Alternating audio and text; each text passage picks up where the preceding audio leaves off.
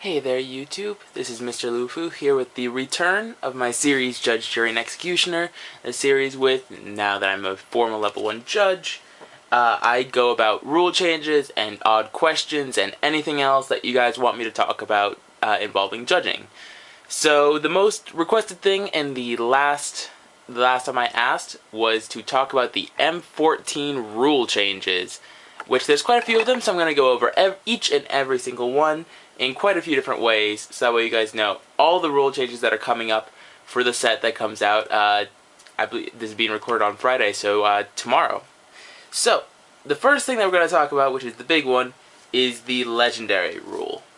Or the new legendary rule, rather.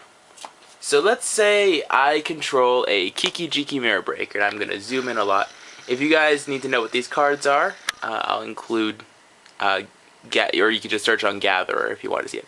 But let's say I control a Kiki-Jiki, with, in this case, the pooping Kiki-Jiki art.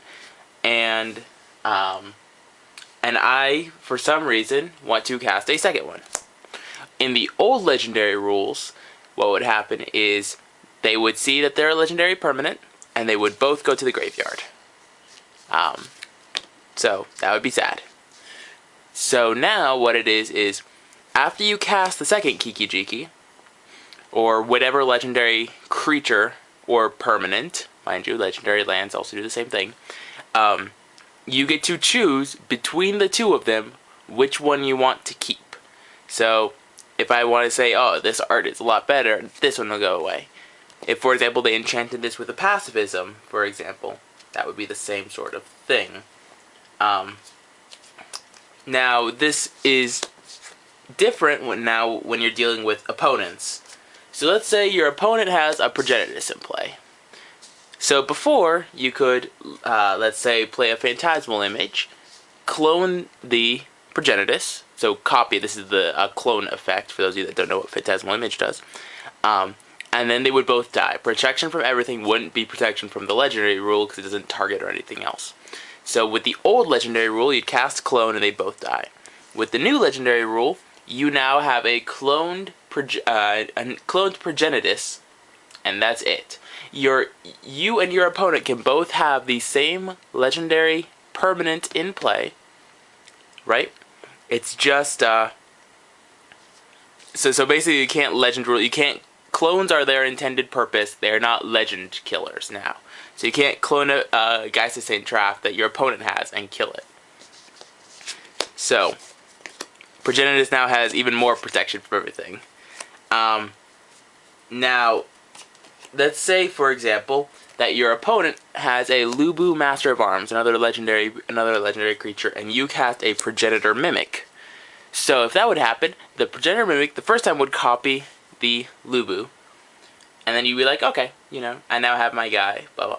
During your upkeep, you would get a token that would be a copy of or that would be, you know, the Progenitor Mimic's ability, which is get a token, or get a, if the creature's not a token, put a cop token, but whatever, you get a token of it. That means you would now have two Lubu Master of Arms, which are two legendary creatures.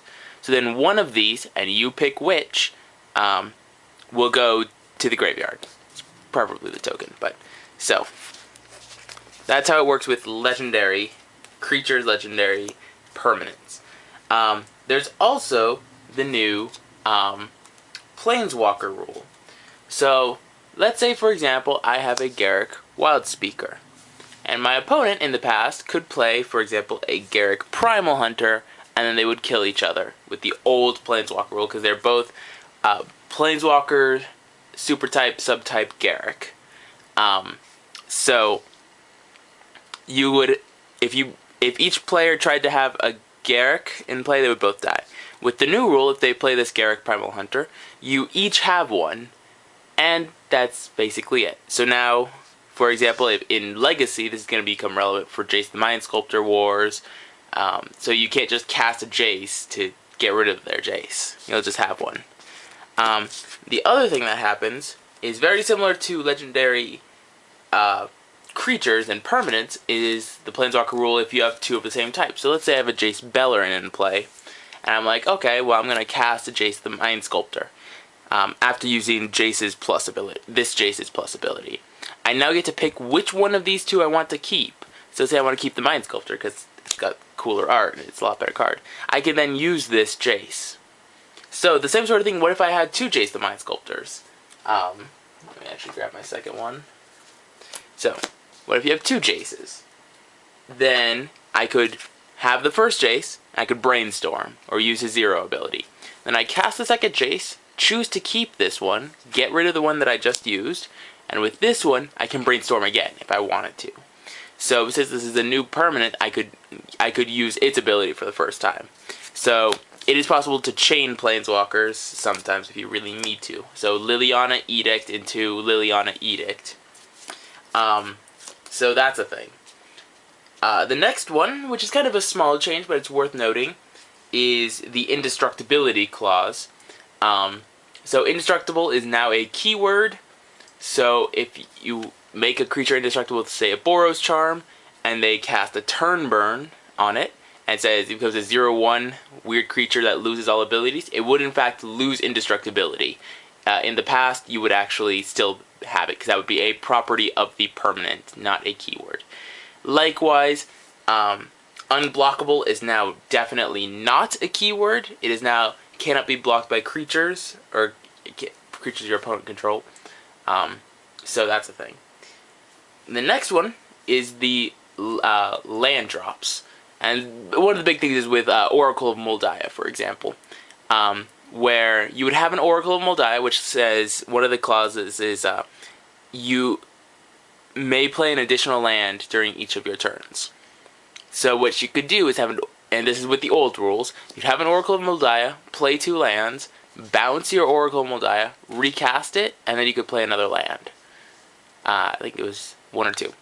Anyway, so that convoluted trickiness with Oracle Moldiah exploration, that sort of thing is now gone. You have a set number of land drops per turn. So you have, let's say, 1 land drop per turn, not including Oracle.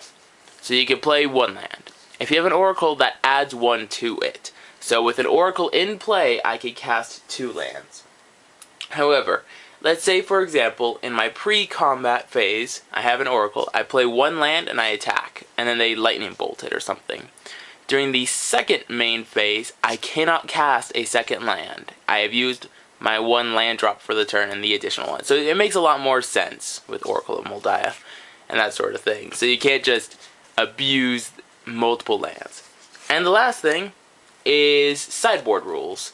So sideboards in the past had to be either exactly 0 or exactly 15 cards. 4, 8, 12, 15.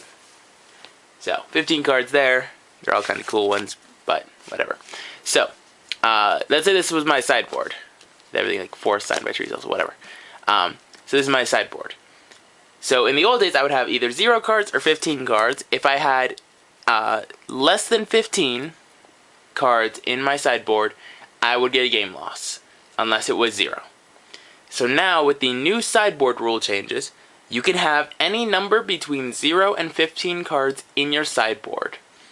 And this is the other kicker, if you're playing with a deck, let's say, you know, this big stack of cards is my deck. You have to have at least 60 in your deck, of course, so this is not 60 cards. When you go to game 2 for sideboarding, you can now, before you had to have exactly 15 cards in your sideboard and exactly 60 cards in your deck. Or 0 here, and not exactly 60 or more, pardon. But you had to have exactly 15 or 0. You couldn't stick all 15 cards in. With the new sideboard changes, let's say I say, okay, well, Force of Will and Counterspell are a lot better. I could just stick them into the deck and play 62 cards and 13 in my sideboard. In fact, the way the new rule works is if you submit a 15 card, you can submit 1 any size sideboard that you want under 15 cards, and 2, you can side any number of those cards in your sideboard into your deck. What you can't do, however, is let's say you play 250 cards in your main deck and 0 cards in your sideboard, and then sideboard into 60 cards. Your sideboard can never contain more than 15 cards, period. But you can stick all of them into your deck. For example, you say, oh, all my cards are great. You can stick all of them into your deck and now have a 75 card deck.